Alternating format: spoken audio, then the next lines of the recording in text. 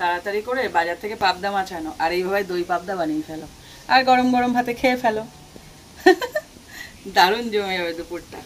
নমস্কার বন্ধুরা, আমার চ্যানেলে তোমাদের সবাইকে স্বাগত জানাই। এই দেখো আজকে নিয়েছি পাবদা, আজকে করবো দই পাবদা। এর আগেও পাবদা শেয়ার করেছি অন্যভাবে, তো আজকে দই পাবদা করব। অসম্ভব সুন্দর খেতে, কিন্তু ছোট্ট রেসিপি, বসাবে আর নামাবে। হ্যাঁ, অপূর্ব খেতে, মানে মুখে লেগে থাকা রেসিপি, মানে ফাঁকিবাজি রান্না। যাকে যখনই আমি ছোট রান্না হয় তখন আমি সেটাকে ফাঁকিবাজি বলি। তো চলো শুরু করা যাক। প্রথমে মাছগুলোকে ভেজে নিই। তো প্রথমে আগে কড়াইটাই বসিয়ে দিই। উনুন যখন ধরে গেছে দিয়েছি তেল,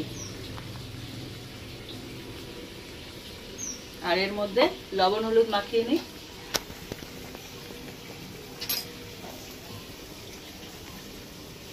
পাবদা মাছের একটাই দোষ, ও খুব ফাটে। হ্যাঁ, না হলে কিন্তু কোনো অসুবিধা নেই, খেতে এত ভালো, মানে কোনো ঝামেলা নেই। দেখবে পাবদা মাছ খুব একটা সবজি দিয়ে কেউ খায় না, এখন শুধুই রান্না হয়, কিন্তু ও বড্ড ফাটে। ওই যে আরেকজন সরে যাচ্ছে, ভয় দেখো, আমি কোথায় ও কোথায়, কি ভয় পায়, দুমদাম ফাটে। তো স্বাভাবিক, সাদা গাজের দাগ রয়েছে আমার ফাটার, ছড়া শুরু হয়ে গেছে। তো এগুলোকে ভালো করে মাখিয়ে নিয়েছি, ওদিকে তেলটা গরম হোক, তারপরে ছেড়ে দেবো। তেলটা দেখো পুরো গরম হয়ে গেছে। এইবার একে একে মাছগুলোকে ছেড়ে দেবো। শুরু হয়ে গেছে ফাটা, কালীপাট্টা ফাটা শুরু হয়ে গেছে। অসময়ে দীপাবলি। হ্যাঁ, এক একবারে 2-3টে করে ভাজি, তারপরে এবারে আবার দেবো। এদিকে মাছটা ভাজা হচ্ছে, আর এদিকে আমি মাছের জন্য যে উপকরণ সেটা রেডি করে নিয়ে নিয়েছি। দই একদম জমাট বাঁধা দই নিতে হবে, মানে জল জলে হলে হবে না, এরকম ঘন দই নিতে হবে। দইটাকে প্রথমে ফেটিয়ে নেব একটু, পুরো ক্রিমের মতন হয়ে যাবে। এবার এর মধ্যে একে একে সমস্ত উপকরণ মেশাবো। প্রথমেই দিয়ে দিচ্ছি লবণ। মাছে ঠিক যতটুকু লাগবে সে আন্দাজে লবণটা দিতে হবে। আর মাছ ভাজার সময় তো লবণ গেছে। হ্যাঁ, সে তো গেছে। এবার দিয়ে দিচ্ছি হলুদ গুঁড়ো। এটা হলো ঝাল লঙ্কার গুঁড়ো 1/2 চামচ, বেশি একটা ঝাল দিচ্ছি না। আর দিচ্ছি কাশ্মীরি লঙ্কার গুঁড়ো, একটা ছোট্ট চামচের 1.5 চামচ। এটা ঝাল না, এটা কালার আসবে। দিচ্ছি চিনি, যেহেতু টক দই হালকা চিনি যাবে। আর ঘরে তৈরি করা আমার গরম মশলা গুঁড়ো। এবার এটাকে ভালো করে মিশিয়ে নেব। ওদিকে আমার মাছের খবর নেই। মাছটা দেখো পুরোপুরি ভাজা হয়ে গেছে। ওরে কি হাওয়া দিচ্ছে আজকে। এবার এটাকে তুলে নেব, কোনো ভয় নেই, নিশ্চিন্তে আসো। এরা একদম আর জীবিত নেই।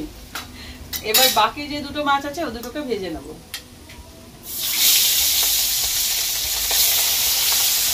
দেখো সব কটা মাছ আমার ভেজে তুলে নেওয়া হয়েছে।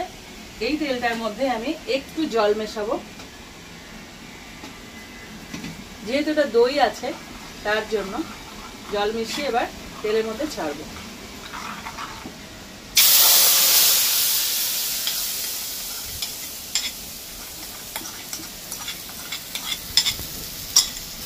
এবার এটাকে কষিয়ে নেবো একটু। যখন এটা করবে না, একদম ফ্লেমটাকে লো করে দেবে। আমার দেখো সব কাঠ কিন্তু বেরিয়ে গেছে, হালকা ঢিমে আছে, জ্বলছে। এবার এই বাটিটার মধ্যে সব লেগে আছে, এর মধ্যে ধুয়ে নেবো। এটা তোমরা তাই এর মধ্যে সব লেগে আছে তোমার, তা দেবো না? হাসছিস কেন? এগুলো আমি নষ্ট করবো কেন? তোমরাও নষ্ট করো না, অনেক কষ্ট করে ইনকাম করতে হয়, নষ্ট করবে কেন? আমি একদম ধুয়ে সুন্দর করে কাচিয়ে এর মধ্যে দিয়ে দেবো। আমাকে জন্য ভ্যাঙায়, জানো তো? ভ্যাঙানোর কি আছে, আমার মতো অনেকে আছে একদম নষ্ট করে না। তো এটাকে ভালো করে একটুখানি, এক্ষুনি তেল ছেড়ে যাবে, দই আছে না। দেখো এটা তেলও ছেড়ে দিয়েছে, কষানো রেডি হয়ে গেছে। এইবার দুটো চেরা কাঁচা লঙ্কা দেবো, এটা জাস্ট ফ্লেভারের জন্য দিয়ে দিলাম। এবার এই যে জলটা, যে ধোয়া জলটা, ওটা দিয়ে দেবো। মাছগুলো এর সাথেই দিয়ে দেবো। একটু কি ঝোল ঝোল রাখবো, গায়ে একটু গ্রেভি গ্রেভি চাই। একটু গ্রেভি গ্রেভি চাই। আর একটু জল দি অল্প। বলো এটা ফাঁকিবাজি রান্না কিনা? অবশ্যই। শুরু করা হতেই শেষ, এটা ফাঁকিবাজি রান্না বলবো না। কিন্তু দেখো পাবদা মাছ তো খেতে ভালোই লাগে। একটু মাছগুলো যেন ডোবে সে আন্দাজে জলটা দিতে হবে। একেবারে মাখা মাখা সর্ষে পাবদার মতো না, না একটু গা মাখা মাখা হবে যেন এটা ডুবে যায়। কি মজা না রান্নাটা। এটা ফুটতে থাকো, দেখো টক বক করে ফুটছে। এইটুকু গা মাখা ঝোল ঝোল, মানে গায়ে মাখা মাখা একটু একটু গ্রেভি থাকবে। যখন সবার পাতে গরম ভাতের সাথে দেবে, এইটুকু তো ঝোল সবাই আশা করবে। ঝোল না, গ্রেভি। তো এখানেই শেষ করছি দই পাবদা। তোমরা একদম গরম গরম রান্না করো, খেয়ে নাও, আমাকে কমেন্ট করো, শেয়ার করো, আর ভালো লাগলে লাইক দাও। এরকম আরো রেসিপি পেতে আমার চ্যানেলটা সাবস্ক্রাইব করে দাও। তো আজকের মতন টাটা।